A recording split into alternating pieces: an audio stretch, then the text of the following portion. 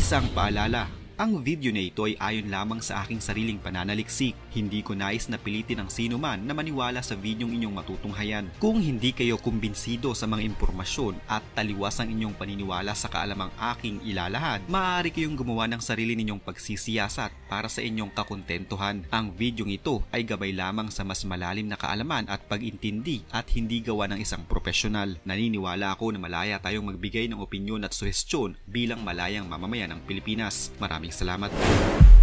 Sabi ng marami, tanging may sakit lamang sa pag-iisip ang makakaisip na galitin si Kim Jong-un. Pero parang hindi ito inalintana ni Vladimir Putin at handa siyang harapin sa kung ano man ang naghihintay sa kanya. Sa mga naglabasa na balita at lingid sa kaalaman ni Kim Jong-un, ang kanyang mga sundalo pala na nasa Ukraine ay basta na lamang isinasabak sa mga alanganing posisyon nang hindi man lamang sila handa. Sa terminong Ingles, ginawang cannon fodder ang mga ito o yung ang trato sa kanila ay parang mga laruan na pwede nilang ilagay sa kahit saan nila gusto. Tinatrato sila na hindi mahalaga at walang pakinabang. Sa kanilang kakaunting kasanayan sa pakikipaglaban, pilit din sila ngayong inilalagay sa frontline dahil sa nahihirapang intindihin ng mga North Korean soldiers ang Ingles lalo na ang Russian. Wala silang choice kundi ang sundin ang kanilang mga commander na Russians at dinadala sa frontline na ang dala lamang ay ang kanilang mga armas. Ayon pa sa mga sundalo ng Russia, mas makakasiguro umanong ligtas ang mga sundalo ng North Korea kung ipoposisyon sila bilang mga depensa. Subalit basta na lamang pala sila itinatapon sa harapan na parang mga disposable na laruan laban sa mga artillery at drones ng Ukraine. Kung totoo man ito at mapatunayan, tiyak na magiging malala ang gagawing ganti ni Kim Jong-un kay Vladimir Putin ayon sa ilang mga eksperto. Ano kaya ang mangyayari kung isa sa mga may pinakamatigas na ulong leader sa buong mundo ay traidorin ng kanyang mismong itinuturing na sanggang dikit? Paano kung malaman ni Kim Jong-un na ang kanya palang mga sundalo ay ginagawang sakripisyo ni Vladimir Putin upang manalo ang kanyang bansa laban sa Ukraine? Habang ang issue ng mga sundalo ng North Korea sa Russia at Ukraine ay itinuturing na totoo ng mga nasa West at ng Ukrainian media, hindi naman ito pinatototohanan ng North Korea at tila sinayawan lamang nila ito. Noong 25 ng Oktubre, ayon sa Vice Foreign Minister in charge ng Russian Affairs na si Kim Jong-gyu, kung ano man umano ang lumalabas na mga balita sa media ay naaayon lamang ito sa kasunduan na pinirmahan sa pagitan ng Kim Jong-un at Vladimir Putin. Ito ay ang Comprehensive Strategic Partnership Agreement sa pagitan ng DPRK at Russian Federation na pinagkasunduan ni Vladimir Putin at Kim Jong-un. Ang kasunduan na ito ay kasalukuyan ng gumagana sa tulong ng gobyerno ng Russia.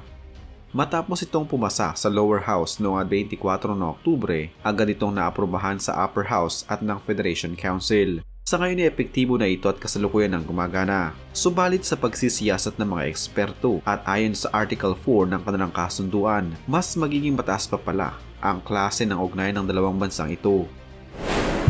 Ang agreement na nasasaad sa kanilang Article 4 ay isang Mutual Defense Pact na kung saan kagaya din ito ng Article 5 naman ng NATO. Ito ay nangangahulugan na kahit na sino man sa mga bansang ito ang sakupin o atakihin ng kahit na sinong bansa o kalaban ay magtutulungan ng mga ito upang mapatras nila ang kanilang kalaban. Sa ngayon, ang agreement na ito ay tila gumagana na at ginagamit na sa nangyayaring kaguluhan sa pagitan ng Russia at ng Ukraine.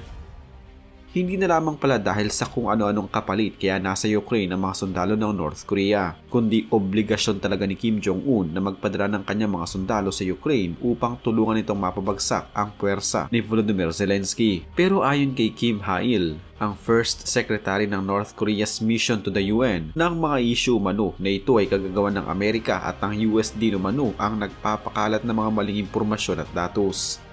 Patuloy din naman sinusuportahan at pinapadalhan ng Amerika ang Ukraine ng mga armas na ipinagbabawal na ibigay sa mga sundalo ng Ukraine ayon sa international law. Kaya't wala din naman umanong karapatan ang kahit na sinong bansa, kahit pa ang Estados Unidos na makialam sa kung ano ang gagawin ng mga bansang North Korea at Russia. Hindi din ito inamin mismo ng Russia, subalit hindi din naman nila ito itinatanggi. Noong 21 ng Oktubre, ang ilang mga sundalo ng Russia na nasa isang taguan ay nagwagayway ng watawat ng North Korea sa isang lugar na sakop ng teritoryo ng Ukraine. Ang larawang ito ay inulan ng maraming mga katanungan, subalit ayon sa mga eksperto, huwag umanong padadala sa psychological operations ng Russia. Ito din ang pilit na inihahatid na mensahe ni Vladimir Putin matapos ang BRICS Summit noong 24 ng Oktubre. Ayon sa mga nakaupo sa gobyerno ng Russia, bakit umano dapat pang palakihin ang ganitong klase ng issue ng pagtulong ng mga sundalo ng North Korea sa Russia? Gayong hindi nila pinapakialaman ang ginagawang pagtulong ng bansang Estados Unidos sa Ukraine. Hanggang sa kasalukuyan, hindi pa din nagbibigay ng malinaw na pahayag ang Russia na nakikipaglaban na din ang mga sundalo ng North Korea sa Ukraine kahit pa marami na ang mga naglabasang mga video na nagpapatunay dito. Kung matatandaan, naipakita ko na din sa isa sa aking mga video ang naging video ng mga North Korean soldiers na nasa Ukraine na nagpapaturo ng salita sa mga sundalo ng Ukraine.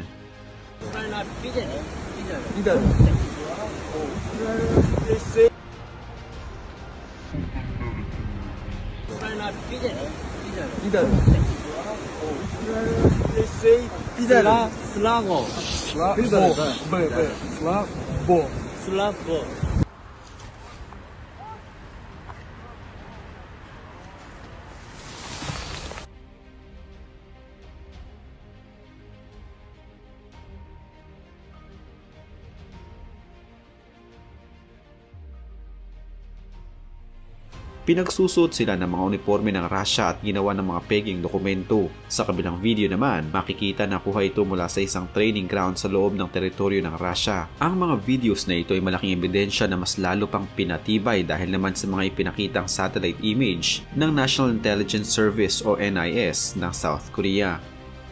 Makikita ang mga nasa halos 1,000 at 500 mga sundalo ng North Korea na malapit lamang sa Chongjin, Hamhung at Musudan.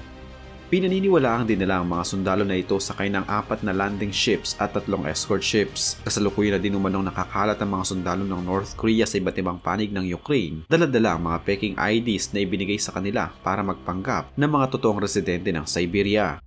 Ang unang grupo ay agad na ipapadala sa frontline sa oras na matapos ang mabilisang pagsasanay nila sa Russia. Sa kabila ng hindi pagkumpirma ng Russia na katulong na nga nila ang mga sundalo ng North Korea sa Ukraine, maraming mga videos at images ang naglabasan ngayon na nagpapatunay na totoo nga ito. Para rin sa Russia, mas maigi pa umanong isabak ang mga sundalo ni Kim Jong-un sa frontline bilang wala din naman silang halaga para sa kanila. Bukod sa mga videos na naglabasan sa internet na nagpapatunay na nasa Ukraine na ang mga sundalo ng North Korea, maraming mga leaders na din at kilalang mga personalidad ang nagkumpirma na totoo nga talaga ito. Subalit dahil sa hindi masyadong inaasahan ng mga sundalo ng Russia ang tulong na gagawin ng mga sundalo ng North Korea, sila na mismo ang nag-iisip kung saang posisyon nila ilalagay ang mga bago nilang kakampi.